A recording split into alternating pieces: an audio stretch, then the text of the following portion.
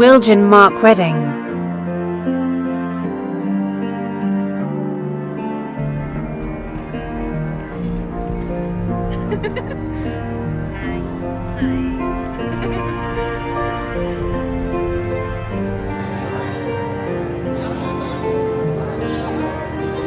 Dito na lang yan sa Alexander. Not sure if you noticed, but when we first Yeah, met, muna. I got so nervous I couldn't speak. In that very moment, I found the one, and my life had found its missing piece. So as long as I live, I love you. Will heaven hold you? You look so beautiful in white. And from now to my very last breath, this day I'll cherish. You look so beautiful in white tonight. While we have it timeless, my love is endless. And with this ring I say to the world, you're my every reason. You're all that I believe in. With all my heart I mean every word. So as long as I live I love you. Will heaven hold you? You look so beautiful in white. And from now to my very last breath, this day I'll cherish. You look so beautiful in white tonight. Ooh, you look so beautiful in white.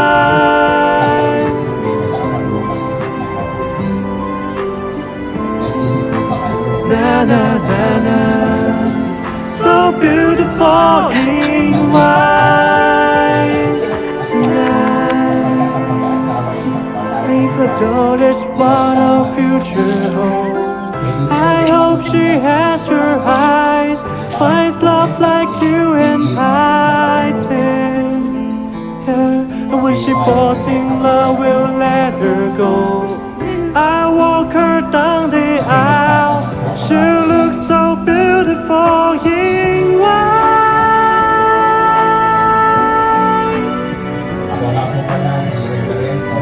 So beautiful in white. So as long as I live, I love you. Will heaven hold you? You look so beautiful in white. And from now to my very last breath, this day I'll cherish. You look so beautiful in white tonight. Na na na na, so beautiful in white tonight. At sa kalusugan at dahil sa pangakalamang titisan habang kayong dalawa ay nabubuhay. Wala akong mic na isa para marinig ng wadla. Ano mo? Walang extra mic dito. Okay, sige. Ano sabi mo? Opo, tinatanggap ko po. Tinatanggap. At least malinaw, ano? Alam niyo po, sa kasal, hindi dapat malungkot eh. Sa konteksto po ng Biblia, may celebration. Kasi yung dalawa ay ikakasal na. At tayo pong lahat ay saksi. May po ba? Oo daw, sabi po ng lalaki. Tama po. Tatanungin ko naman yung babae. Ikaw naman, Wilgin, tinatanggap mo ba ang lalaking ito upang maging asawa? Mamuhay na magkasama ay si itinakda ng banal na matrimonyo. Siya ba yung iibigin, aaliwin, igagalang at iingatan sa sakit at sa kalusugan, at tanging sa kanya ka lamang titisan habang kayong dalawa ay nabubuhay. Kailangan po yung mic. Okay, Yay! palakpakan natin ng Panginoon. Yay! Parang tapos na ang kasal, ano? Okay, sige ho. Kung gayon, hihilingin natin ang basbas ng may kapal sa gawain ito ng kasalan. Pwede ho bang tumabi ang yung magulang po ni Wilgin? Ito tinatanong ko lagi pag nagkakasal ako eh. Sino po ang magbibigay ng pahintulot at pagpapala kay Wilgin upang ipakasal kay Mark Lawrence? Yung mga magulang po. Kayo po ba? Kayo po. Okay. Pumapayag po yung partidos po ng pamilya. Okay, palakpakan natin ang Panginoon. Okay, kayo po ay tinatawagan ko po yung magsisindi ng kandila. Andiyan na po ba kayo? Na-candle sponsor to light our patron. Ronald Manlangit sa si Ana Torrefranta. Pakisindihan na po ang mga kandila bilang tanda ng liwanag ng Panginoon. Pakisindihan.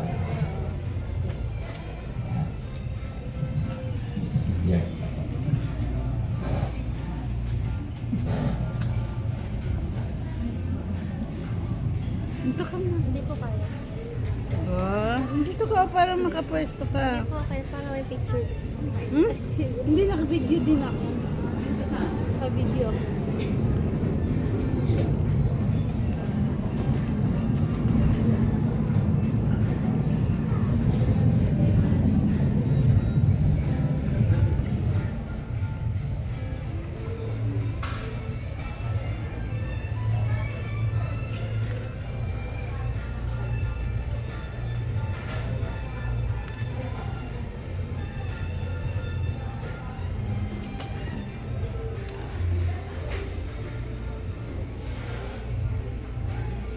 Oh no. Liwanag ng Panginoon. Mark, ngayon mo, mahahawakan mo ng kamay ni Wilgin ngayon. Sige, hawakan mo na. Yay! Okay, tabi na kayo. Okay. Tayo po'y manalangin. Tayo po'y manalangin. Ama na nasa langit, nagpapasalamat po kami sa dakilang araw na ito na ibinigay nyo.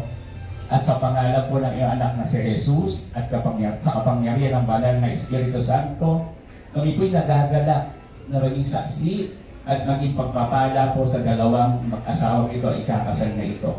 Kayaan niyo po o banal na Espiritu na gabayan niyo po ang kasalang ito at pagpalain niyo at ang banal na Espiritu Santo ang bumaba at maranasan namin sa oras na ito. Salamat po, Panginoon, at pinapaubaya namin sa iyo ang gawain kong ito ng kasalan, Panginoon. In the mighty name of Jesus Christ. Amen. Sige ho, makakaupo na po kayo. Palakpakan natin si Jesus. Yay! Mag-asawang ito ay kakasal. Sa araw na ito ay maging pagpapala po ito. In Jesus' name. Amen. So, nung likhain po ni Lord ang langit at lupa for 6 days, ang kanyang huling nilikha ay ang tao. Kinuha niya po sa kalabok si Adan at nung hiningahan niya po ito ng buhay at ginawa niya tagapamahala sa kanyang mga nilikha. At si Adan po naging tagapamahala ng nilikha ng Diyos at kung makikita natin sa pangalan ng ating Panginoong Diyos, ikaw Mark, tinatanggap mo ba si Wilgin upang maging asawa?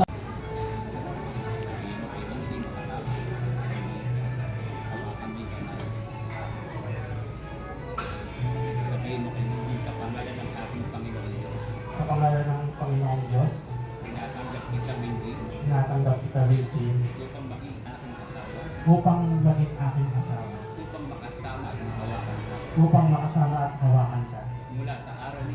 Mula sa araw na ito at magpakailanman. Sa hirap at ginawa. Sa hirapan at kasaganahan.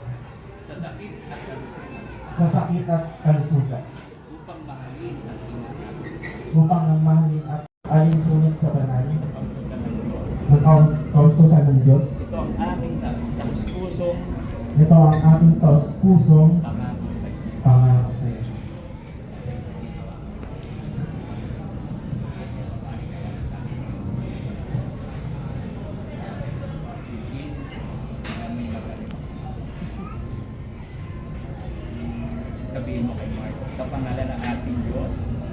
pangalan ng ating Diyos, tinatanggap kita, Mark Lawrence, tinatanggap kita, Mark Lawrence, upang maging aking asawa, upang maging aking asawa, makasama at makawakan pakasama at mahawakan mula sa araw na ito mula sa araw na ito at magpakailanman. at Sa magpakailanman hirap at ginhawa, sa hirap at ginhawa, sa kahirapan at kasalanan, sa kahirapan at kasaganahan, sa sakit at kalusugan, sa sakit at kalusugan, upang mahalin ka upang mahalin ka at ingatan at ingatan hanggang sa tayo'y paghiwalayin at sa tayo'y paghiwalayin ng kamatayan, ng pamamahay, alinsunod alinsunod sa banal na kautusan sa banal na kautosan ng Diyos. ng Diyos. Ito ang aking taus-puso, Ito ang aking taus-puso, pangako sa pangako sa iyo. may inianda pa kayo ng Espiritu sa kayo.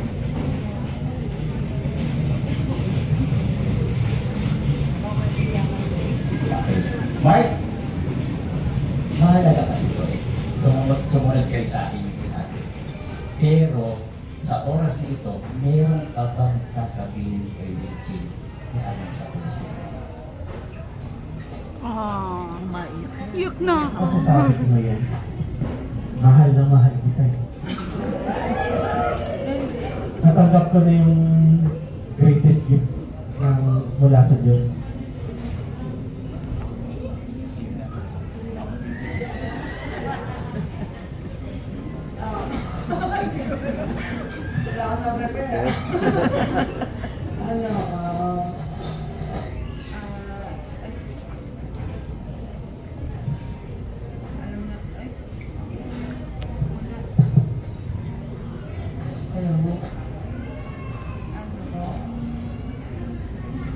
Alam naman namin Hindi namin alam. Naiyak na. Mama. I love you na lang daw. Hindi, ayun, alam mo. Ikaw na lang maghawak, Mark. Sigaw ko na lang, I love you. Ikaw na lang mahawak, Mark. Ayun. Ayan, ayan. Kaya lahat ng, ayun, sinagdaan ng natin. Alam mo, mahal na mahal kita. Tapos, alagaan kita hanggang kamatayan niya. Talaga. Talaga. Ayan, naiyak na. Ayun. Alapahan naman po natin ang Panginoon sa kanilang buhay, ano? Tapat na magmamahalan. Ito ay gawa sa ginto, sumisimbolo ng kadalisayan na dapat maghari sa inyong pagsasama. Ito ay bilog, nagpapahiwatig na ang pag-ibig nyo sa bawat isa at sa Diyos ay walang katapusan. Okay? Tanggapin ninyo ang sising na ito, tanda ng inyong pagkilala sa pag-ibig ni Kristo sa inyo sa pamamagitan nito. Okay. Hawakan mo, mahal. At ito ang pag-ibig mo.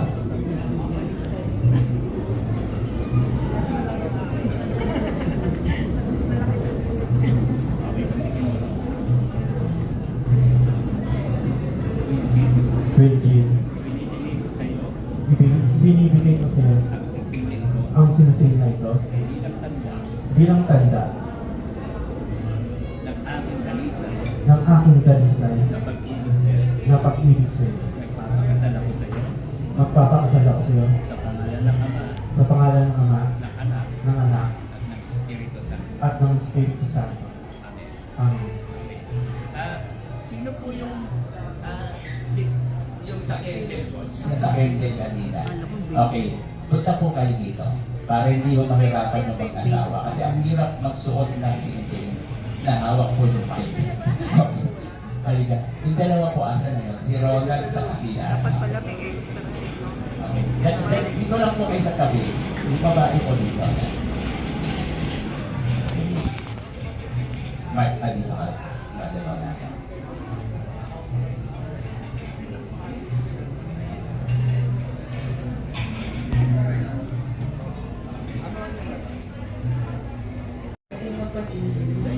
Sa'yo, nagpapakasal ako sa'yo. Nagpapakasal ako sa'yo sa pangalan ng Ama, ng Anak, ng Espiritu Santo.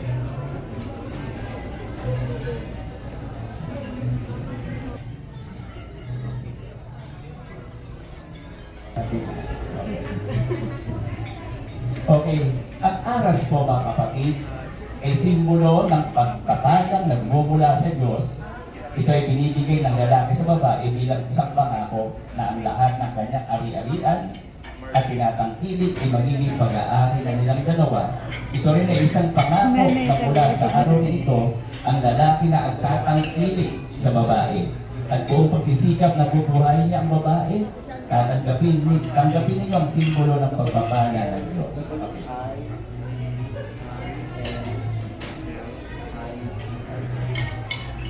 Pagpalain niyo po ang mga tatang kanilang mag-asawang ito.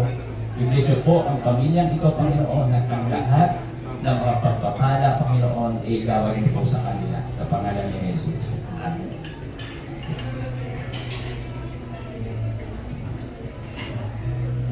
Okay, harap kayo dito. Ang Biblia ay salita ng Diyos. Tanggapin niyo ito.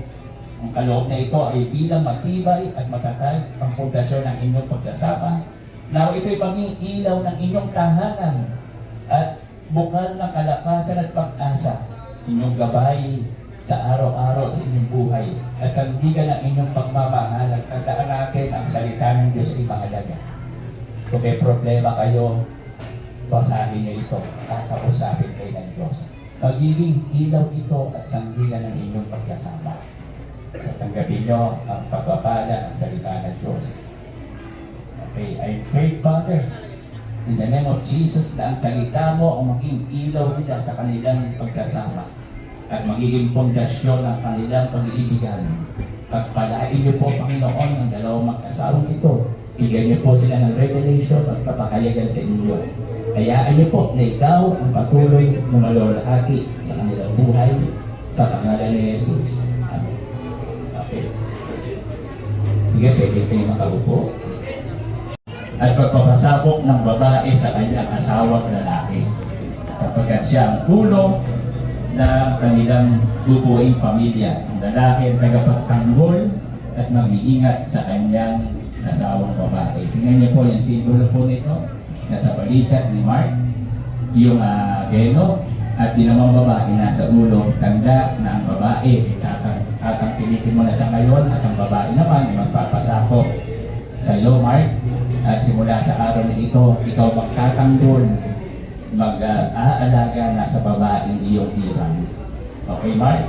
Simula sa araw na ito, ibinibigay na sa iyo ang responsibilidad sa iyong asawa.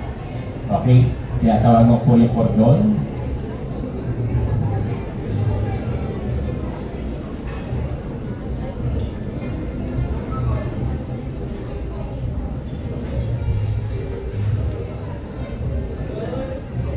Okay. Ang kordon ay sabisan ng isang relasyong walang patid, tulad ng isang matibay na kordon na hindi napapatid. Ito ang simbolo ng inyong pangakong magmamahalan magpakailanman bilang mag-asawa. Hindi dapat napapatid ang pagmamahalan mo. Okay? So praise the Lord. Sa oras mo ito ay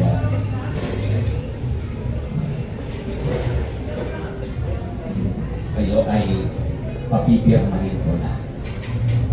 Tinatawagan ko ulit dalawa, si Ana sa si Brother Ronald. Pagkatapos nilang pumirma, ngayon, ibigay na naman po sa mga ninong at nina.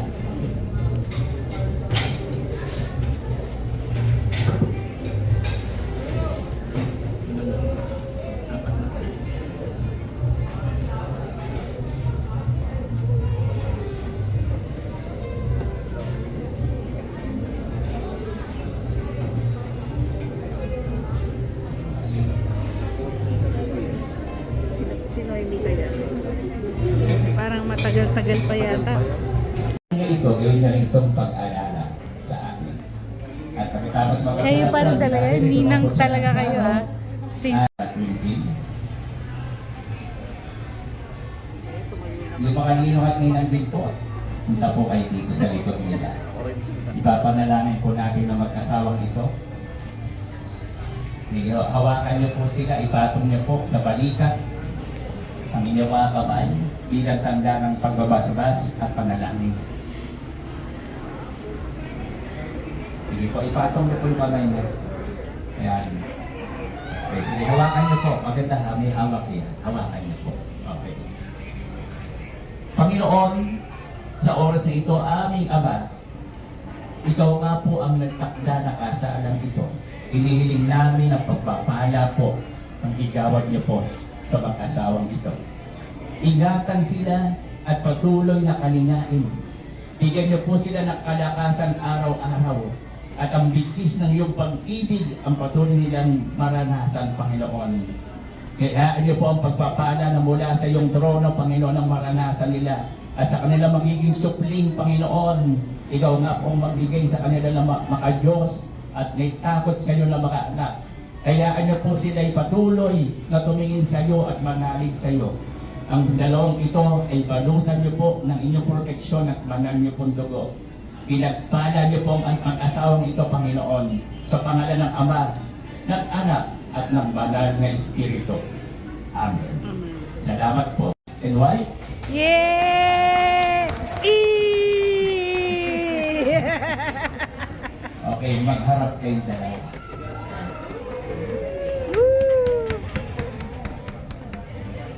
Hawakan niyo yung dalawa, kamay niyo. Ipinapahayag ko sa harap ng Diyos at sa kapulungan ito ang inyong pagnanais ang pangakong lumagay sa banal na matrimonyo ng kasal at pag-aasawa. Ngayon sa pamamagitan ng kapangyarihan ibinigay sa atin ng Republika. Okay? Mga kapatid at mga kaibigan, buong karangalan kong ipinapakilala ang bagong kasal na si Mark Lawrence at Wiljen Lahom sa inyong harapan at sa harapan ng ating Panginoon. Amen. Kayong dalawa ay mag-asawa na at binabati ko kayong dalawa. Okay? Pwede mo nang halikan ang iyong asawa. Yeah! Woo! Teka. Oh, wala. Yung iba hindi ready. Tama. Yes, tama. Okay. Dapat bibilang sila. Okay. Ilan? Mga 20 seconds, di ba?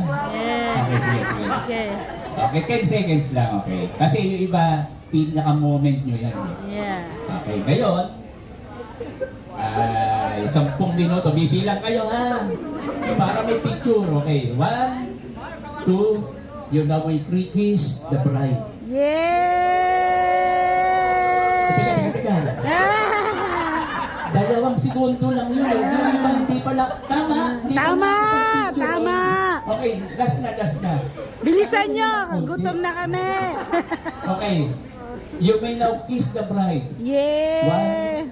1, 2, 3, 4, 5, 6, 7, 8, 9, 10. Sabay-sabay natin sabihin, congratulations! Binabati ko kayong dalawa.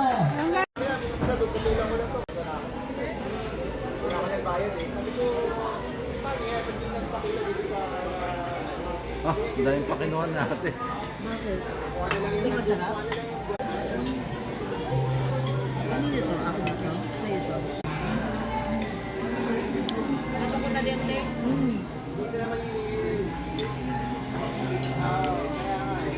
Parang puro cheese to ah.